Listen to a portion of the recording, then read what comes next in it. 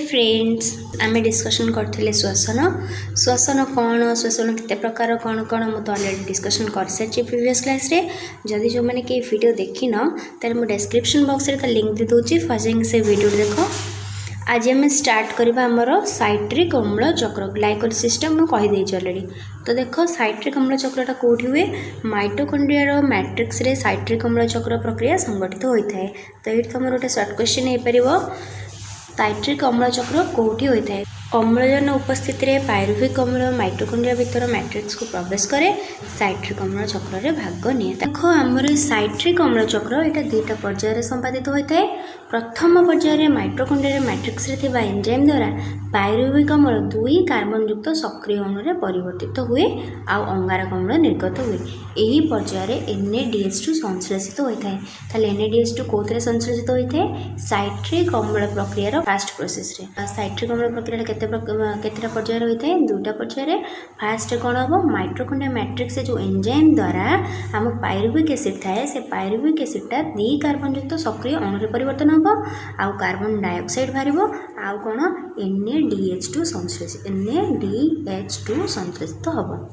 तापर देख second process रे कौन हम सेकेंड प्रोसेस रे साइट्रिक अम्ल चक्र ग्राहक अणु 4 कार्बन युक्त ऑक्सालो एसिटिक अम्ल माने OAA ऑक्सालो एसिटिक एसिड का 2 कार्बन युक्त सक्रिय अणु को ग्रहण करी 6 कार्बन युक्त साइट्रिक अम्ल रे परिणत हुए।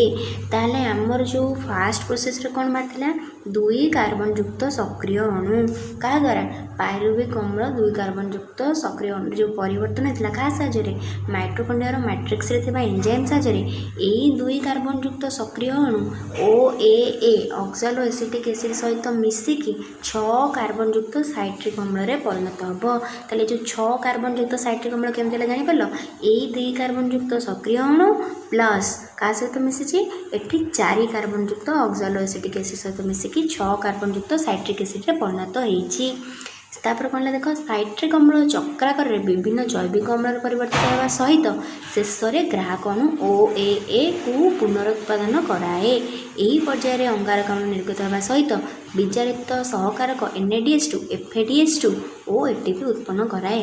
ताले देख साइट्रिक अम्ल चक्र ओवरऑल कौन हुए फास्ट तो जान लो यहाँ कौटी हुए माइटोकॉन्ड्रिया मैट्रिक्स रे 2टा पर्यायर। फास्ट प्रोसेस रे कौन हम आम जो माइटोकॉन्ड्रिया मैट्रिक्स रे एंजाइम थे ता हेल्प रे आमर पायरुविक एसिडटा 2 कार्बन युक्त सक्रिय अणु रे परिणत हम आउ अंगारक अम्ल बाहर आउ NADH2 बाहर।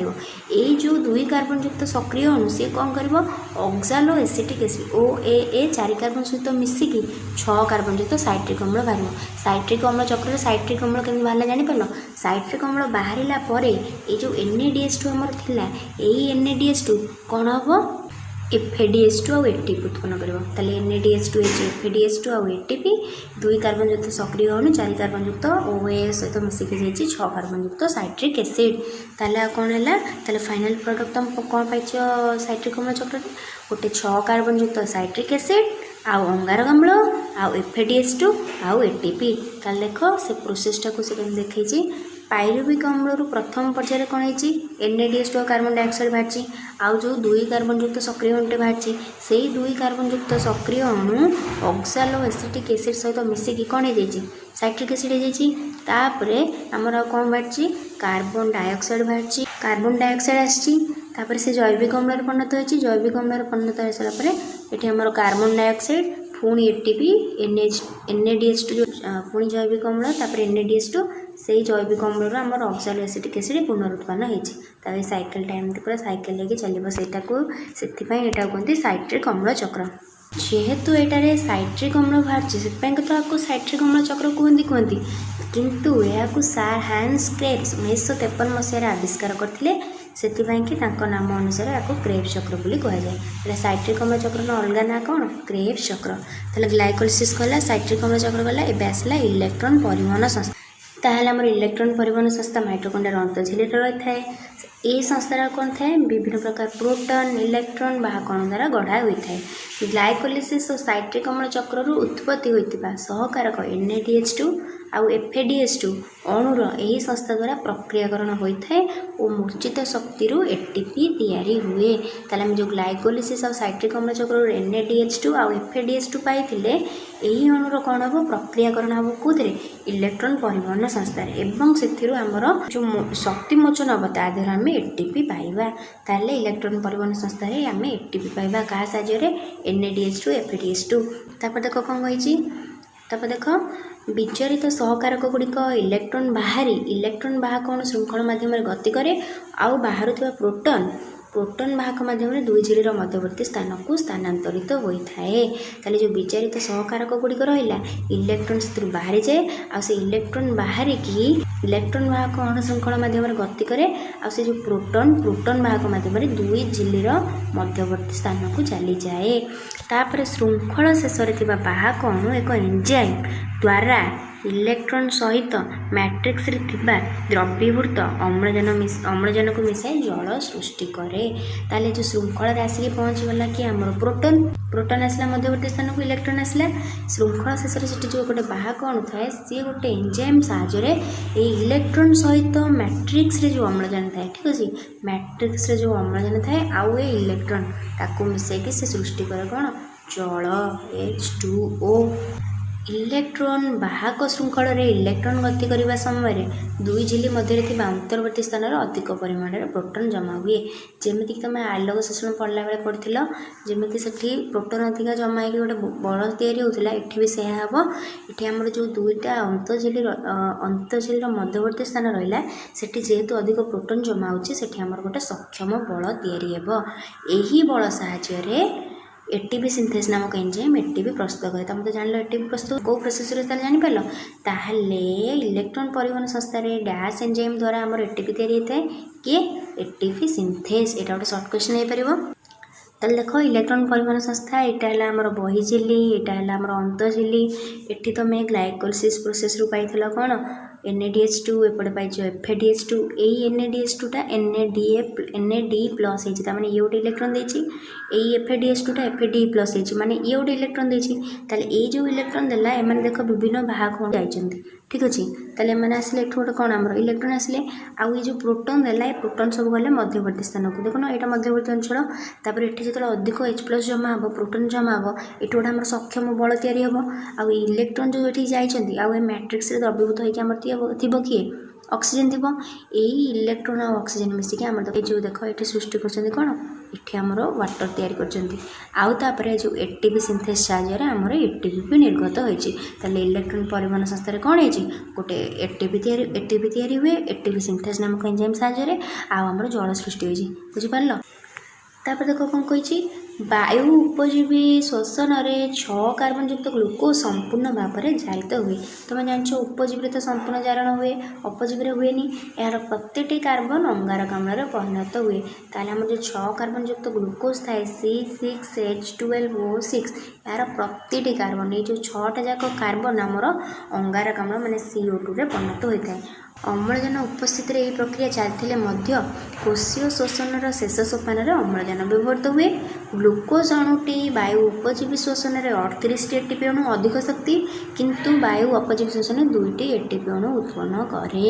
ତ ତୁମକୁ ପଚାରିବ ଗ୍ଲୁକୋଜ୍ ଅଣୁଟି ବାୟୁ ଉପଜୀବୀ ଶୋଷଣରେ କେତେଟା ATP ଦେଇଥାଏ 38ଟା ଅପଜୀବୀରେ 2ଟା। ତାପରେ ଦେଖ ଏଠି ଉପଜୀବୀ ଆଉ ଅପଜୀବୀର ଗୋଟେ ଡିଫରେନ୍ସ ଦେଇଦେଇଛି। ତାହେଲେ ବାୟୁ ଉପଜୀବୀ ଶୋଷଣରେ ଆମର ଅମ୍ଳଜାନ ଦରକାର ମାନେ ଉପଜୀବୀ ଉପସ୍ଥିତି ଅପଜୀବୀରେ ଅନୁପସ୍ଥିତି ଅମ୍ଳଜାନ ଦରକାରନି। ଏଥିରୁ ତ 38ଟା ATP ବାହାରେ ଯେଉଁଟାକି ଅଧିକ ଶକ୍ତି ଜାଣିପାରିଲ ଉପଜୀବୀରେ। ଅପଜୀବୀରେ 2ଟା ATP କମ୍ ଶକ୍ତି। ତାପରେ ବାୟୁ ଉପଜୀବୀ ଶୋଷଣରେ ଅଙ୍ଗାରକାମ୍ଳ ଆଉ ଜଳ ମୁକ୍ତ ହୋଇଥାଏ ଆଉ ଏଥିରୁ କ'ଣ ବାହାରେ ଇଥାନଲ୍ ବା ସୁରାସର ବାହାରେ ଆଉ ଲାକ୍ଟିକ୍ ଅମ୍ଳ ସୃଷ୍ଟି ହୋଇଥାଏ। ତାପରେ ଏଥିରେ ଗ୍ଲୁକୋଜ୍ର ସମ୍ପୂର୍ଣ୍ଣ ଜାରଣ ହୁଏ କେଉଁଥିରେ ଉପଜୀବୀରେ ଅପଜୀବୀରେ ଗ୍ଲୁକୋଜ୍ର ଅସମ୍ପୂର୍ଣ୍ଣ ଜାରଣ ହୁଏ। ତାହେଲେ ଏଇଟା ଗୋଟେ ଡିଫରେନ୍ସ ଯଦି ପଡ଼ିବ ତାହେଲେ ତୁମେ ଏଇଟା ମନେ ରଖିବ। ତାହେଲେ ଆମର ଯେଉଁ ଶ୍ଵସନ ହେଉଛି ସେ ଶ୍ଵସନକୁ କିଏ କାରକ ସବୁ ନିୟନ୍ତ୍ରଣ କରୁଛନ୍ତି ମାନେ ଶ୍ଵସନର କାରକ ସବୁ କ'ଣ ଦେଖ ଗୋଟେ ହେଲା ଅମ୍ଳଜାନ ଅଙ୍ଗାରକାମ୍ଳର ସାନ୍ଦ୍ରତା ଖାଦ୍ୟ ଉପାଦାନର ପରିମାଣ ତାପମାତ୍ରା କୋଷରେ ବିପାଚକର ଉପସ୍ଥିତି ଏହି ସବୁ କାରକ ଆମର ଶ୍ଵସନ କ୍ରିୟାକୁ ନିୟନ୍ତ୍ରଣ କରିଥାନ୍ତି। ଏଇଟା ତମେ ମନେ ରଖ। ଏଇଟା ଗୋଟେ ଇମ୍ପୋର୍ଟାଣ୍ଟ ପଏଣ୍ଟ। ଯେହେତୁ ତମେ ଶ୍ଵସନ ଚାପ୍ଟର ପଢ଼ୁଛ, ଶ୍ଵସନ ପାଇଁ କ'ଣ କ'ଣ ସବୁ ଦରକାର, କେଉଁ କାରକ ଶ୍ଵସନକୁ ପ୍ରଭାବିତ କରିଥାନ୍ତି, କିଏ ଅମ୍ଳଜାନ ଅଙ୍ଗାରକାମ୍ଳ ସାନ୍ଦ୍ରତା, ଖାଦ୍ୟ ଉପାଦାନର ପରିମାଣ, ତାପମାତ୍ରା, କୋଷରେ ବିପାଚକର ଉପସ୍ଥିତି। ଠିକ୍ ଅଛି। ତାହେଲେ ଏବେ ଚାଲ ଆମେ ଷ୍ଟାର୍ଟ କରିବା କ'ଣ, ଜୀବ ଶ୍ଵସନ, ମାନେ ଜୀବମାନଙ୍କର କେମିତି ଶ୍ଵସନ ହୁଏ। ତାହେଲେ କୋଷୀୟ ଶ୍ଵସନ ପାଇଁ ଗ୍ଲୁକୋଜ ଭଳି ସରଳ ଶର୍କରା କ୍ରିୟାଧାର ଦରକାର ହୋଇଥାଏ। ଜୀବ ଗ୍ରହଣ କରୁଥିବା ଜୈବିକ ପୋଷକ ଶରୀରରେ ସରଳୀକୃତ ହୋଇ ପ୍ରତ୍ୟେକ କୋଷକୁ ଯାଇଥାଏ। ମଣିଷ ଶରୀରରେ ଏହା ପାଚକ ପ୍ରଣାଳୀ। ଉଦ୍ଭିଦ ଶରୀରର ପ୍ରତ୍ୟେକ କୋଷ ବା କେତେକ ନିର୍ଦ୍ଦିଷ୍ଟ କୋଷରେ ଏହି ଖାଦ୍ୟ ସରଳକରଣ ପ୍ରକ୍ରିୟା ଘଟିଥାଏ। ସବୁଠାରୁ ଗୁରୁତ୍ୱପୂର୍ଣ୍ଣ ବିଷୟ ହେଉଛି ଉଦ୍ଭିଦ ଓ ପ୍ରାଣୀ ଶରୀରରେ ହେଉଥିବା ବାୟୁ ଉପଜୀବୀ ଶ୍ଵସନ କ୍ରିୟାରେ ବ୍ୟବହୃତ ଅମ୍ଳଜାନର ଯୋଗାଣ। ସବୁଠୁ ଯେହେତୁ ଆମର ଉପଜୀବୀ ଶ୍ଵସନ, ସବୁଠୁ ଇମ୍ପୋର୍ଟାଣ୍ଟ ଜିନିଷ ହେଉଛି କି ଅମ୍ଳଜାନର ଯୋଗାଣ। ଜୀବ ପରିବେଶରୁ ଅମ୍ଳଜାନ ଗ୍ରହଣ କରେ। ବାୟୁ ଉପଜୀବୀ ଶ୍ଵସନ କ୍ରିୟାରେ ଅମ୍ଳଜାନ ଗ୍ରହଣ କ୍ରିୟା ଏକ ଅବିଚ୍ଛେଦ୍ୟ ଅଂଶ। ଯେହେତୁ ଏଇଟା ଉପଜୀବୀ ଶ୍ଵସନ, ତ ସେଠି ଆମର ଅମ୍ଳଜାନ ହେଉଛି ସବୁଠୁ ଗୁରୁତ୍ୱପୂର୍ଣ୍ଣ ଜିନିଷ। ଅମ୍ଳଜାନ ଗ୍ରହଣରେ ଉଦ୍ଭିଦ ଓ ପ୍ରାଣୀ ମଧ୍ୟରେ ଭିନ୍ନତା ଦେଖାଯାଏ। ତେଣୁ ଉଦ୍ଭିଦ ଓ ପ୍ରାଣୀର ଅମ୍ଳଜାନ ଗ୍ରହଣ ପ୍ରକ୍ରିୟା ବ୍ୟାଖ୍ୟା ହେବା ଦରକାର। ତାହେଲେ ଆମର ଯେଉଁ ଶ୍ଵସନ ପ୍ରକ୍ରିୟାରେ ସବୁଠୁ ଇମ୍ପୋର୍ଟାଣ୍ଟ ରୋଲ୍ ହେଲା ଅମ୍ଳଜାନର। ତାହେଲେ ଉଦ୍ଭିଦମାନେ କେମିତି ଅମ୍ଳଜାନ ଗ୍ରହଣ କରନ୍ତି, ପ୍ରାଣୀମାନେ କେମିତି ଅମ୍ଳଜାନ ଗ୍ରହଣ କରନ୍ତି, ତା ଭିତରେ ଗୋଟେ ଡିଫରେନ୍ସ ଅଛି। ଚାଲ ଆମେ ଦେଖିବା। ଫାର୍ଷ୍ଟ ଆମେ ଦେଖିବା ଉଦ୍ଭିଦରେ କେମିତି ଶ୍ଵସନ ହୁଏ। ତାହେଲେ ଆମର ଉଦ୍ଭିଦରେ ବିସରଣ ପ୍ରକ୍ରିୟା ମାଧ୍ୟମରେ ପରିବେଶରୁ ବାୟୁରେ ଥିବା ଅମ୍ଳଜାନ ଗ୍ରହଣ କରିଥାଏ। ଆମେ ଯେମିତି ପ୍ରଶ୍ୱାସ ମାଧ୍ୟମରେ ନେଉଛୁ, ଉଦ୍ଭିଦ ସେମିତି କେଉଁ ହିସାବରେ ନିଏ, ବିସରଣ ପ୍ରକ୍ରିୟା। ଟିସ୍ୟୁଯୁକ୍ତ ବିଭେଦନ ହୋଇନଥିବା ନିମ୍ନମାନର ପତ୍ରବିହୀନ ଉଦ୍ଭିଦ ନିଜ ଶରୀରରେ ଉପରିସ୍ଥ କୋଷ ମାଧ୍ୟମରେ ପରିବେଶରୁ ଅମ୍ଳଜାନଯୁକ୍ତ ବାୟୁ ସିଧାସଳଖ ବିସରଣ ଦ୍ୱାରା ଗ୍ରହଣ କରିଥାନ୍ତି। ତାହେଲେ ଯେଉଁ ଉଦ୍ଭିଦମାନେ ନିମ୍ନମାନର, ଯାହାଙ୍କର ସବୁ ପତ୍ର ନଥାଏ ଆଉ ଟିସ୍ୟୁଯୁକ୍ତ ହୋଇଥାନ୍ତି, ସେମାନେ କେମିତି ତାଙ୍କ ନିଜ ଶରୀରର ଉପରରେ ଯେଉଁ କୋଷ ଗୁଡ଼ାକ ଥାଏ, ସେଇ କୋଷ ମାଧ୍ୟମରେ ସେମାନେ ପରିବେଶରୁ ଅମ୍ଳଜାନଯୁକ୍ତ ବାୟୁ ସିଧାସଳଖ ବିସରଣ ପ୍ରକ୍ରିୟା ଗ୍ରହଣ କରିଥାନ୍ତି। ଏଇଟା ତ ଗଲା ପତ୍ର ନାହିଁ ଯେଉଁମାନଙ୍କର, ସେଇମାନଙ୍କ କେସ୍ରେ। ତାହେଲେ ଯେଉଁମାନଙ୍କର ସବୁ ପତ୍ର ଅଛି, ସବୁଜ ଉଦ୍ଭିଦ, ସେମାନେ କେମିତି ଅମ୍ଳଜାନ ଗ୍ରହଣ କରନ୍ତି, ତାଙ୍କ ପତ୍ରରେ ଥାଏ ଷ୍ଟୋମାଟା। ତାହେଲେ ତୁମେ ପଚାରିବ ସବୁଜ ଉଦ୍ଭିଦ ଡ୍ୟାସ୍ ମାଧ୍ୟମରେ ପରିବେଶରୁ ଅମ୍ଳଜାନ ଗ୍ରହଣ କରିଥାଏ, କାହା ମାଧ୍ୟମରେ, ଷ୍ଟୋମାଟା ବା ସ୍ତୋମ ମାଧ୍ୟମରେ। ଷ୍ଟୋମାଟା ବାଟ ଦେଇକି ଅଙ୍ଗାରକାମ୍ଳ ଅମ୍ଳଜାନ ଗ୍ୟାସର ବିନିମୟ ଘଟିଥାଏ। ତାହେଲେ ସବୁଜ ଉଦ୍ଭିଦ ଶରୀରରେ ଡ୍ୟାସ୍ ବାଟ ଦେଇ ଅଙ୍ଗାରକାମ୍ଳ ଓ ଅମ୍ଳଜାନ ବିନିମୟ ଘଟିଥାଏ, କିଏ, ଷ୍ଟୋମାଟା। ଦିନ ବେଳେ ଆଲୋକ ଶୋଷଣ ସମୟରେ ପତ୍ର ଷ୍ଟୋମାଟା ବାଟେ ଅଙ୍ଗାରକାମ୍ଳ ଗ୍ରହଣ କରେ। ଦିନ ବେଳେ ତ ଅଙ୍ଗାରକାମ୍ଳ ଗ୍ରହଣ କରିବ ଉଦ୍ଭିଦ।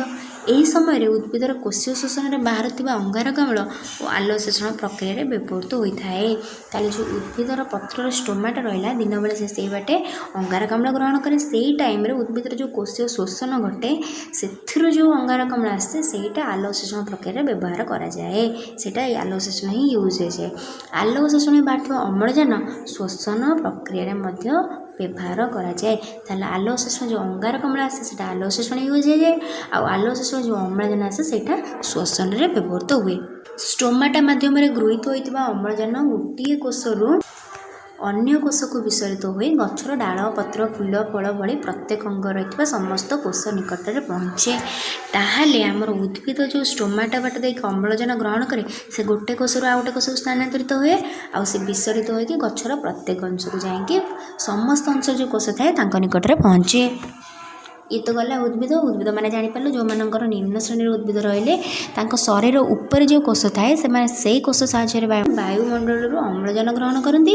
ଆଉ ଯେଉଁମାନେ ଉଚ୍ଚ ଧରଣ ଉଦ୍ଭିଦ ରହିଲେ, ମାନେ ଯେଉଁମାନଙ୍କର ପତ୍ର ଅଛି, ସବୁଜ ଉଦ୍ଭିଦ, ସେମାନଙ୍କର ଷ୍ଟୋମାଟା ବାଟ ଦେଇକି ଆମର ଅମ୍ଳଜାନ ଅଙ୍ଗାରକାମ୍ଳର ବିନିମୟ ଘଟେ। ତାପରେ ଆସିଲା ଆମର, ଇଏ ତ ଗଲା ଉଦ୍ଭିଦ, ତାପରେ ଆସିଲା ପ୍ରାଣୀମାନଙ୍କର କେମିତି ଶ୍ଵସନ ହୁଏ। ତାହେଲେ ଦେଖ, ଜଳଚର ପ୍ରାଣୀମାନଙ୍କ ମଧ୍ୟରେ ଶ୍ୱାସକ୍ରିୟା ସମ୍ପାଦନ ପାଇଁ ବିସରଣ ପ୍ରକ୍ରିୟା କାର୍ଯ୍ୟ କରେ। ଆମର ଯେଉଁ ଜଳଚର, ମାନେ ଯେଉଁମାନେ ପାଣିରେ ରହୁଛନ୍ତି, ସେମାନଙ୍କ ପାଇଁ ମଧ୍ୟ ବିସରଣ ପ୍ରକ୍ରିୟା କାର୍ଯ୍ୟ କରେ। ସେମାନେ କ'ଣ କରନ୍ତି, ବିସରଣ ପ୍ରକ୍ରିୟାରେ ଜଳରେ ଯେଉଁ ଦ୍ରବୀଭୂତ ହୋଇକି ଥାଏ ଅମ୍ଳଜାନ, ତାକୁ ଗ୍ରହଣ କରିକି ନିଜର ଶ୍ୱାସକ୍ରିୟା କରିଥାନ୍ତି। ଏ ତ ଗଲା ଜଳଚର। ତାହେଲେ ଆମ ସ୍ଥଳଚର ପ୍ରାଣୀ, ମାନେ ଆମର ମଣିଷ ଭଳି ପ୍ରାଣୀ କି ଅଲଗା ଯେଉଁ ସବୁ ଜୀବ ରହିଲେ ଯେଉଁମାନେ ସ୍ଥଳରେ ରୁହନ୍ତି, ତାଙ୍କର ସବୁ କ'ଣ ହୁଏ ଦେଖ। ତାହେଲେ ଆମର ଯେଉଁ ଏକକୋଷୀ, ମାନେ ପ୍ରୋଟୋଜୋଆ, ଛିଦ୍ରାଳ ବା ଯେଉଁ ପୋରିଫେରା, ତୁମେ 9th କ୍ଲାସ୍ରେ ପଢ଼ିଥିବ।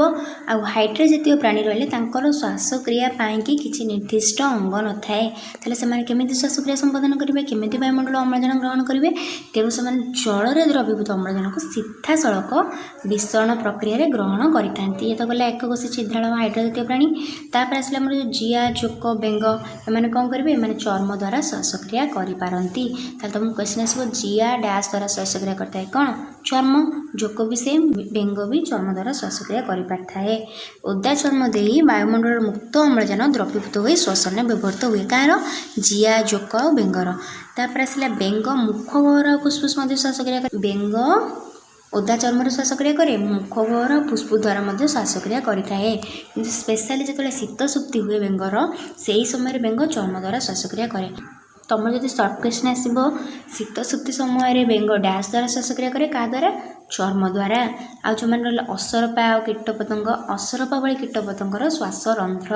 ତାହେଲେ ତୁମେ ପଢ଼ିଲ ଜିଆ, ଜୋକ, ବେଙ୍ଗ ଓଦା ଚର୍ମ, ଆଉ ବେଙ୍ଗ ବି ମୁଖ ଗହ୍ୱର ଆଉ ଫୁସଫୁସ ସାହାଯ୍ୟରେ ଶ୍ୱାସକ୍ରିୟା କରିଥାଏ। ଶୀତ ସୁପ୍ତି ବେଳେ ବେଙ୍ଗ ଚର୍ମ ଦ୍ୱାରା ଶ୍ୱାସକ୍ରିୟା କରେ। ଅସରପାର କ'ଣ ରହିଲା? ଅସରପା ରହିଲା ଶ୍ୱାସରନ୍ଧ୍ର ମଧ୍ୟ ଦେଇ ଅମ୍ଳଜାନ ଶରୀର ମଧ୍ୟକୁ ପ୍ରବେଶ କରିଥାଏ। ଆଉ ଯେଉଁ ରହିଲା କଙ୍କଡ଼ା, ଚିଙ୍ଗୁଡ଼ି, ଗେଣ୍ଡା, ଶାମୁକା, ଏମାନେ ଗାଲି ଦ୍ୱାରା ଶ୍ୱାସକ୍ରିୟା କରିଥାନ୍ତି।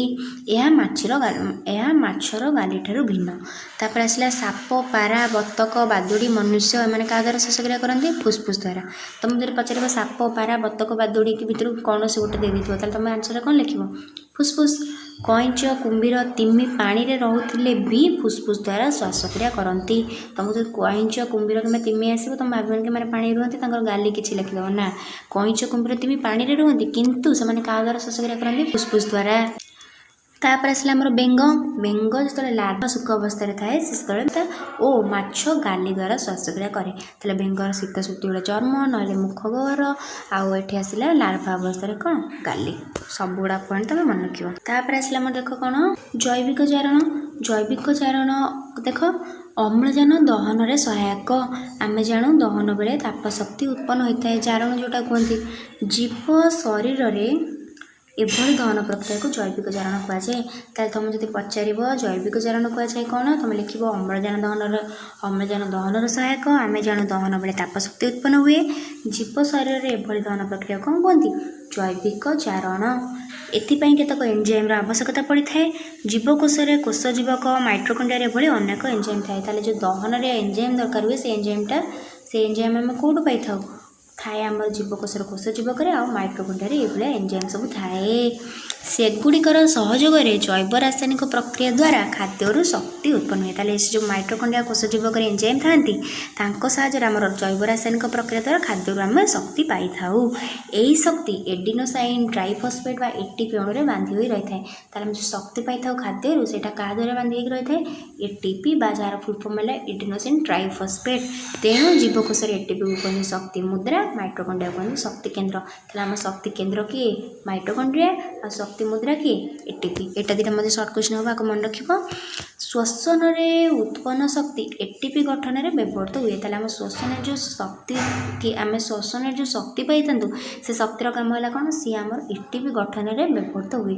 ତାପରେ ଏଡିନୋସିନ୍ ଡାଇଫସ୍ଫେଟ୍ ମାନେ ଏଡିପି, ଗୋଟିଏ ପାଏ ଅଣୁ ସହିତ ଗୋଟେ ଫସ୍ଫେଟ୍ ବା ତାକୁ କୁହନ୍ତି ପାଏ ଅଣୁ ସହିତ ମିଶିଲେ ସେ କ'ଣ ହୁଏ? ଏଟିପି ତିଆରି ହୁଏ। ମାନେ ଏଡିପି ଯେତେବେଳେ ମିଶେ କାହା ସହିତ? ପାଏ ଅଣୁ ସହିତ, ଆମର ସେଇଟା ହୁଏ କ'ଣ?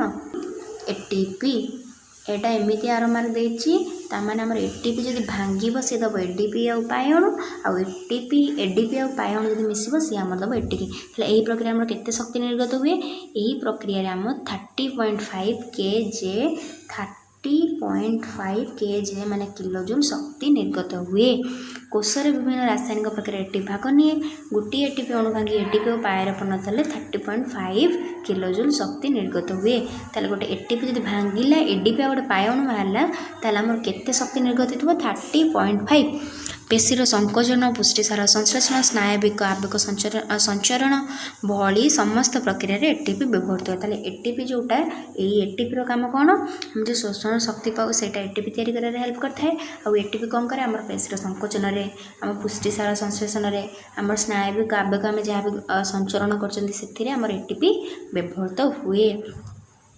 ताहले तुम श्वसन वायु उपजीवी आ अपजीवी श्वसन पढ़िल ता अंडर तुम ग्लाइकोलिसिस साइट्रिक अम्ल चक्र आपर इलेक्ट्रॉन परिवहन संस्था पढ़िल उद्भिद केमिति श्वसन क्रिय भाग निए पढ़िल प्राणी मानकर केमिति श्वसन क्रिय भाग हुए पढ़िल कोशीय श्वसन जैविक जारण कौन देखिल आउ जो उद्भिद और प्राणी श्वासक्रिया ताले पार्थक्य कौन पार्थक्य एटा जे उद्भिदर स्टोमाटा बाट दे अम्लजान अंगारकाम्लर गैस विनिमय हुए किंतु विभिन्न प्राणी शरीर में ये भिन्न भिन्न अंग रही जोटा कि मुझे जस्ट कहली जमतीक आम मनुष्यर सब कौन अच्छी फुसफुस अच्छी माछ मानकर गाली अच्छी तिमिर भी फुसफुस अच्छी बेंग शीत सुती समय ओदा चर्म साहाय्य सुखा अवस्था गाली साहाय्य ताले एटा तो गला किंतु आमर जो उद्भिद रहा आमर सबुज उद्भिद मानकर स्टोमाटा बाट देकी आ जो मैंने निम्न श्रेणी उद्भिद रही शरीर उपर जो कोष थाए ता माध्यम से अम्लजान ग्रहण करते यहाँ ही हूँ डिफरेन्स आमर निर्दिष्ट अंग अच्छी श्वासक्रिया किंतु उद्भिद मानकर कौन स्टोमाटा अच्छी ठीक अच्छे ताले ये आमर आज आमर 8 था बाकी जहाँ रहा आम नेक्स्ट क्लास देखा थैंक यू।